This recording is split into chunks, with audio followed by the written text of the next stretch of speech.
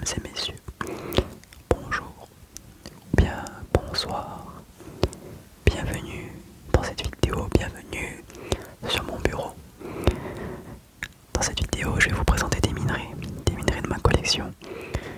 On essaiera de se détendre, je vais essayer de vous détendre et de me détendre. Donc on va essayer de faire d'une pierre deux coups, ce serait le top du top. Qu'est-ce que je vais faire dans cette vidéo? C'est simple, je vais vous présenter quelques minerais du coup de ma collection. Je vais vous lire quelques caractéristiques. Voilà, j'ai des petites fiches liées à chacun de ces minerais.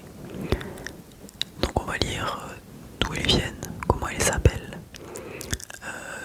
quoi d'autre. Voilà quelques caractéristiques par rapport à leur composition. Mais également je vais les nettoyer parce que ce sont des minerais que je collectionne en fait, que j'acquiers depuis que je suis tout petit. Et malheureusement, ils sont entreposés soit dans des boîtes ou soit dans une vitrine, et avec les années, eh bien ils prennent la poussière. Donc on va essayer de faire briller tout ça, on va essayer de faire quelques images relaxantes, quelques sons relaxants avec ces minerais, et j'espère que cela sera satisfaisant. Voilà, donc on va commencer tout de suite avec le premier minerai. C'est parti. Et nous nous retrouvons pour la première pierre, le premier caillou. Non, c'est un peu vulgaire de dire comme ça. Voici la première pierre. Alors la tonalité, enfin pas vraiment, mais nous allons voir après pourquoi. Donc pourquoi j'ai sélectionné cette pierre? Et bien parce que bon, parmi la sélection d'aujourd'hui, c'est celle que je trouve la moins jolie. Néanmoins, ce qui est intéressant avec cette pierre, c'est qu'elle a été taillée par un joaillier, évidemment. On ne la trouve pas comme ça, à l'état sauvage, si je puis dire, dans la nature. Elle n'est pas sous cette forme, elle a été taillée. Et c'est ce qui la rend jolie. On voit quand même avec les reflets quelques imperfections, quelques crevasses, des trous, mais c'est pas gênant.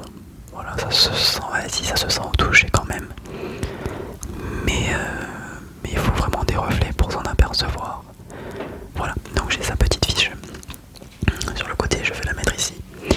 Et je vais vous placer la fiche devant les yeux. La tonalite.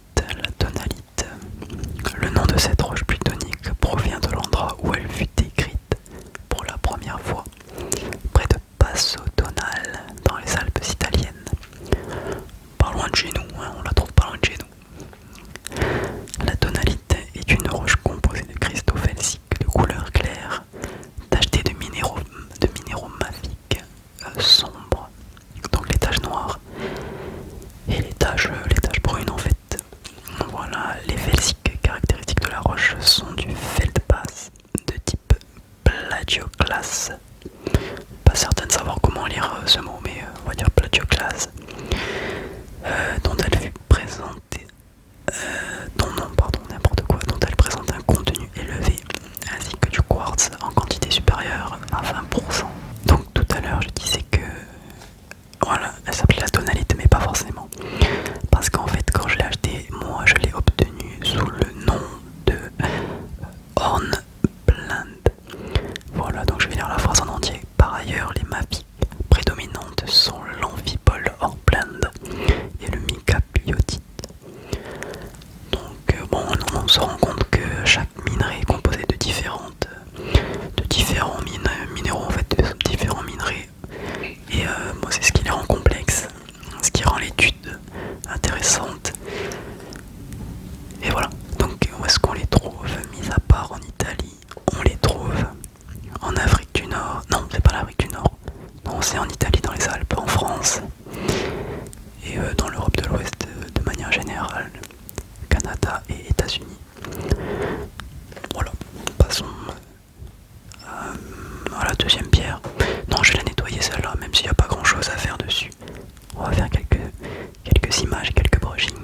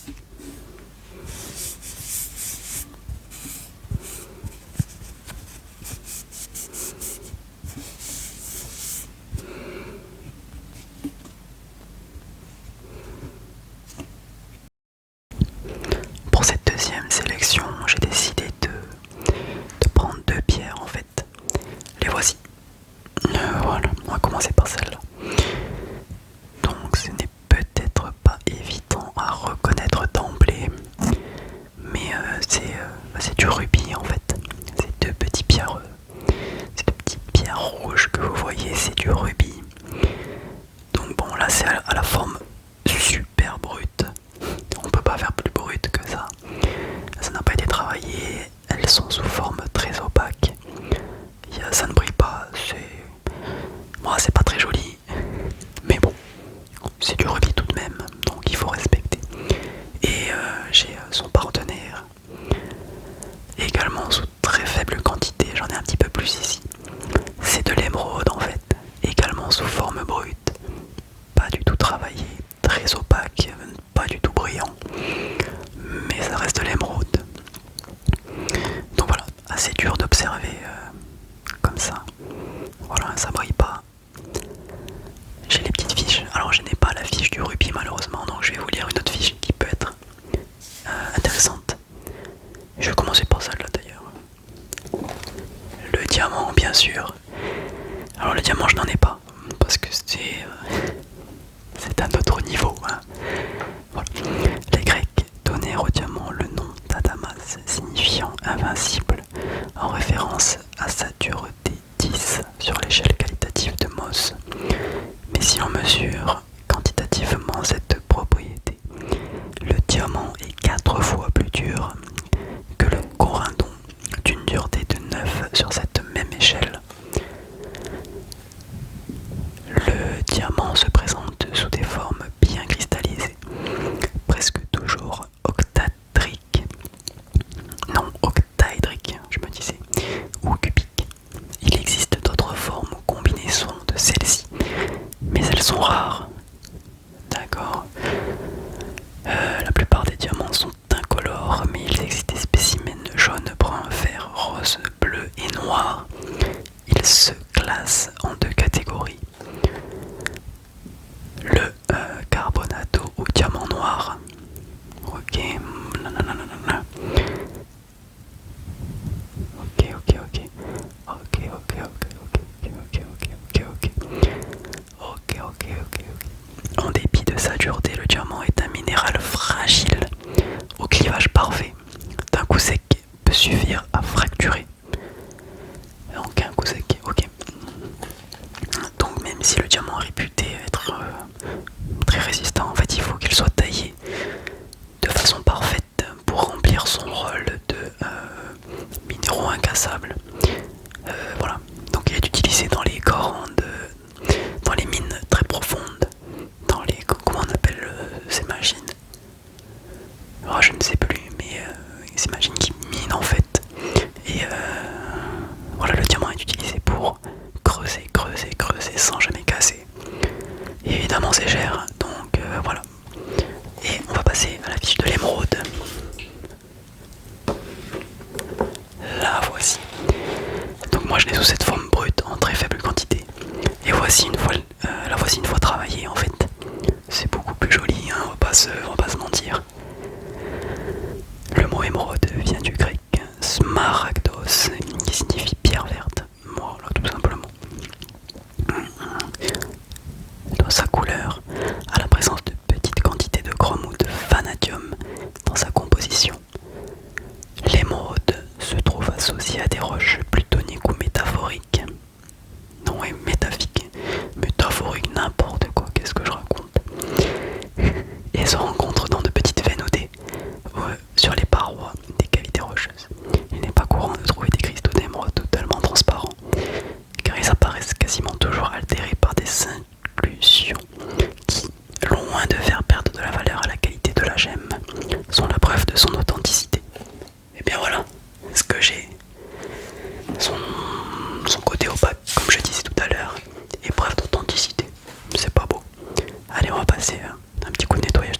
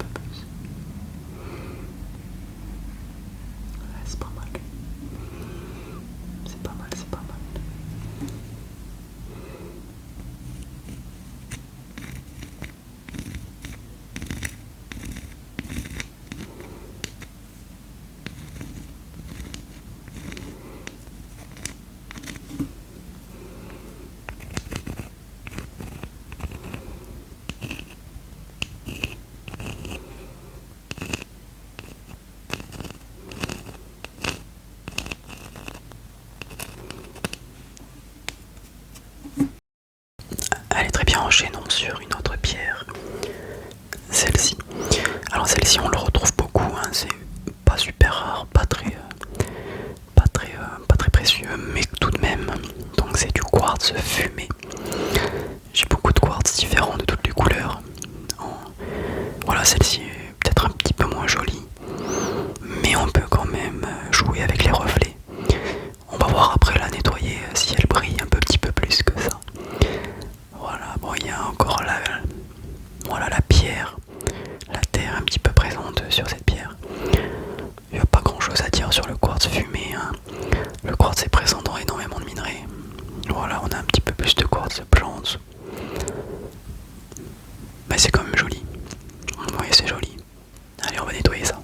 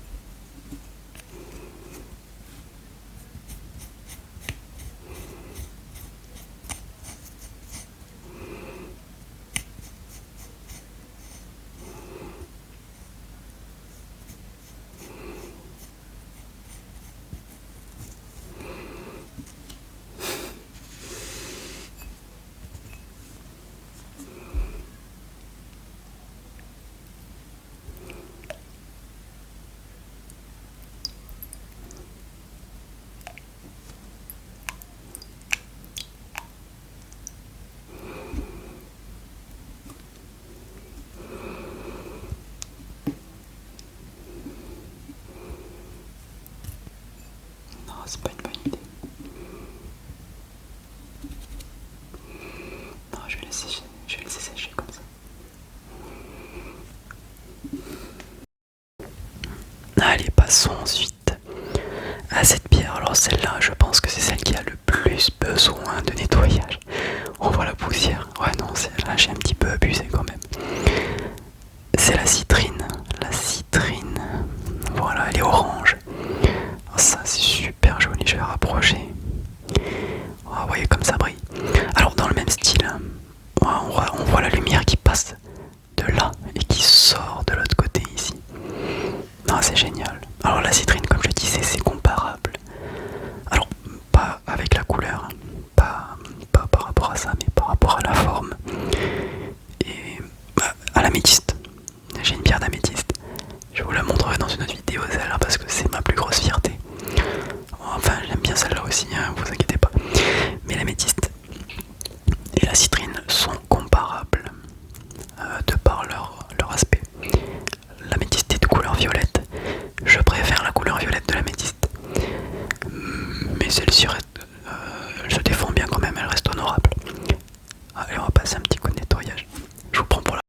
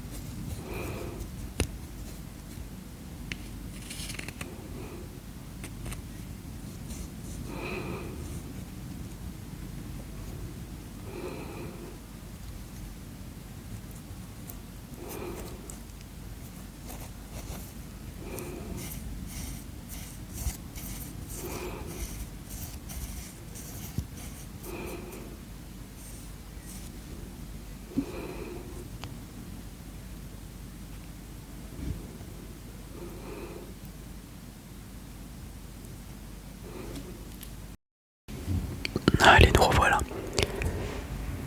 Je vais prendre celle-ci. Alors celle-là, je l'adore. Je l'adore, c'est l'olivine.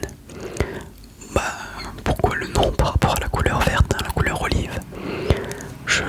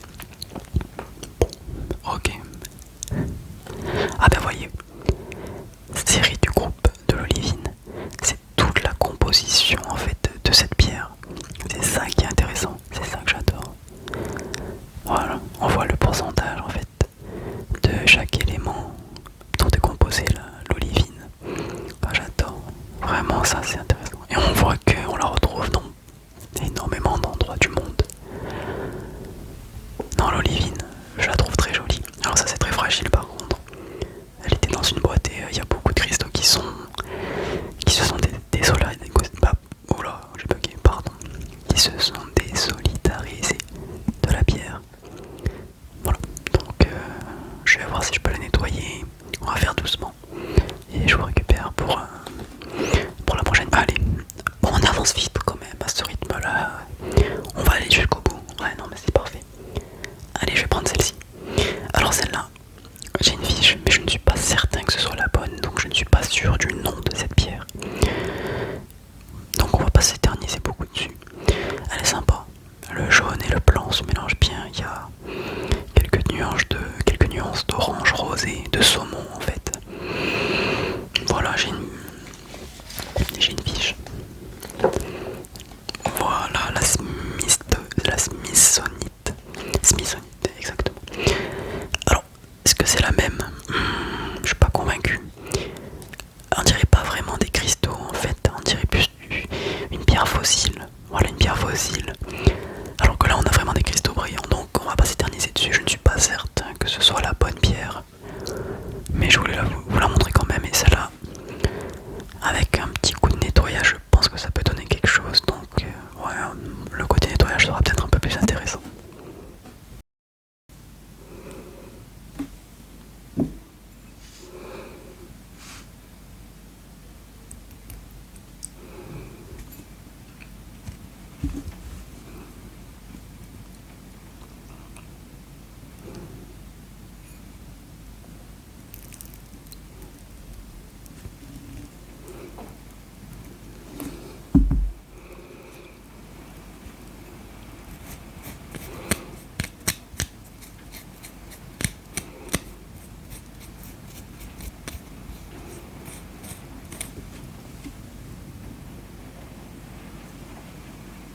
Il se met à pleuvoir, je crois. Ouais, il se met à pleuvoir. Ouais, c'est agréable. Ok. Ça brille un peu plus. Bon, elle est mouillée, c'est pour ça que je triche un petit peu. Mais ouais, ça brille un petit peu plus. Très bien, pour la prochaine pierre, j'ai choisi 2 échantillons. Les voici. Voilà, ce sont 2 pentagonites, 2 pentagonites, 2 pentagonites, 2 pentagonites. Commençons par celle de gauche. Regardez comme c'est beau, je rapproche un petit peu l'objectif. Regardez le bleu, magnifique. Voilà la pentagonite. Alors la pentagonite c'est cher, c'est très très cher. Cet échantillon de la taille d'une phalange de pouce, regardez. Je crois que ça m'a coûté entre 35 et 40 euros. Donc c'est vraiment abusé. C'est pour ça qu'elle n'est pas super jolie, elle n'est pas très grosse. Voilà, c'est pas la plus belle pierre qu'on pouvait trouver. Maintenant regardons la deuxième. Je préfère celle-là. Parce qu'elle est plus blanche. Alors il y a moins de bleu. Il y a moins de bleu. Par contre, voilà, ça fait ça fait comme des bourgeons, en fait, comme des petites fleurs. Voilà, c'est surtout, voilà, ça s'illustre surtout sur ce côté-là. Regardez. Voilà, on dirait une étoile de mer ou non. Je sais pas. Je sais pas à quoi ça ressemble, mais on dirait quelque chose. On dirait une étoile, en fait. Voilà, une étoile. Avec les petits cristaux blancs transparents, ça reflète beaucoup la lumière, c'est super beau. Voilà. On retrouve le côté brun présent dans notre pierre ici. Ici, ici, ici.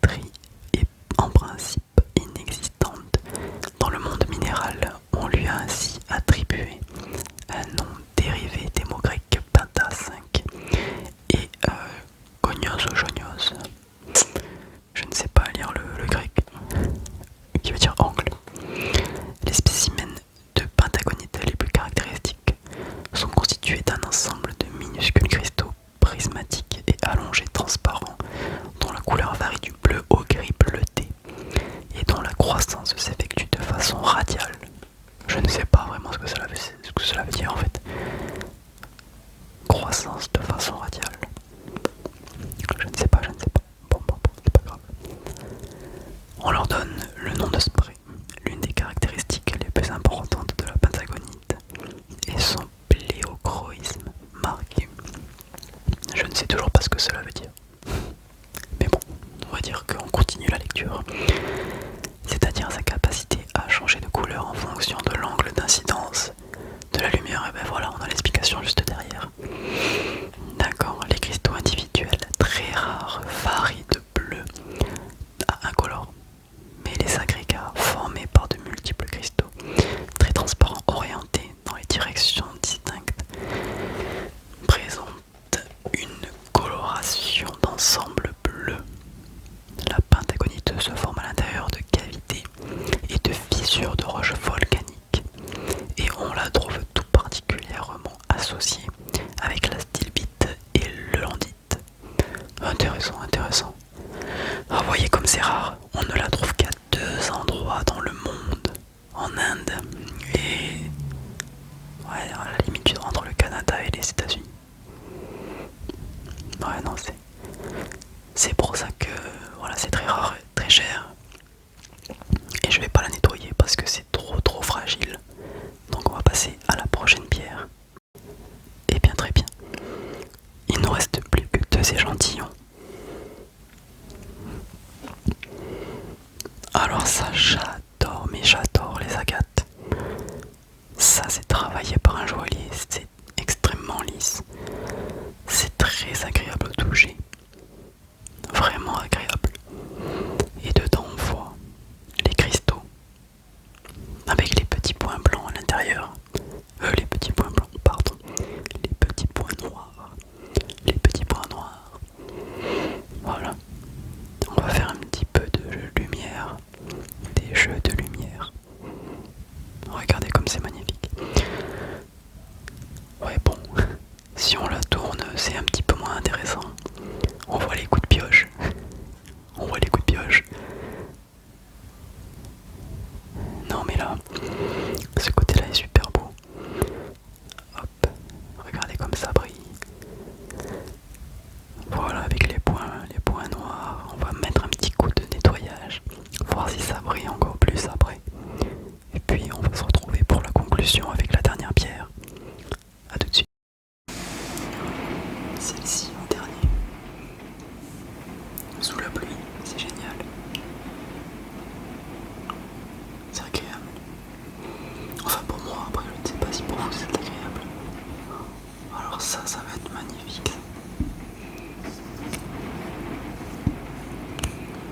On a le bruit des gouttes sur les tuiles, sur la toiture. C'est top.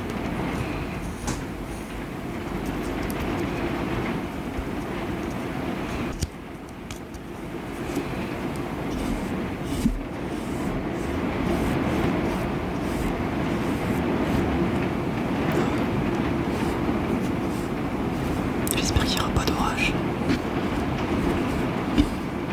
Quoique ça peut être sympa.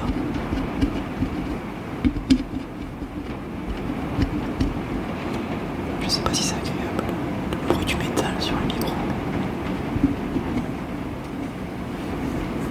On va pas faire ça beaucoup plus longtemps. Est-ce que ça brille plus? Forcément ça brille plus.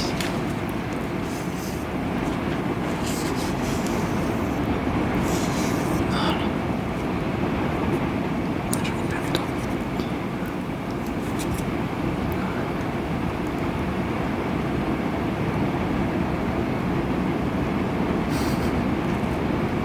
C'est top. Et nous nous retrouvons avec la dernière pierre. Ça c'est une fierté. Regardez-moi ça. Quand je bouge avec la lumière, tous les reflets des cristaux, tout s'actualise. Non, ça c'est magnifique. Alors, paradoxalement, je ne sais pas du tout ce que c'est. Je ne sais pas du tout comment s'appelle cette pierre. Est-ce que je prends des risques en disant que c'est du quartz? Non, je pense pas que ce soit du quartz. Alors ça c'est extrêmement fragile par contre. J'ai l'impression de pouvoir, si j'en attrape, de pouvoir casser carrément à la main. Donc je ne vais pas le faire. Il y a déjà tout le contour d'argile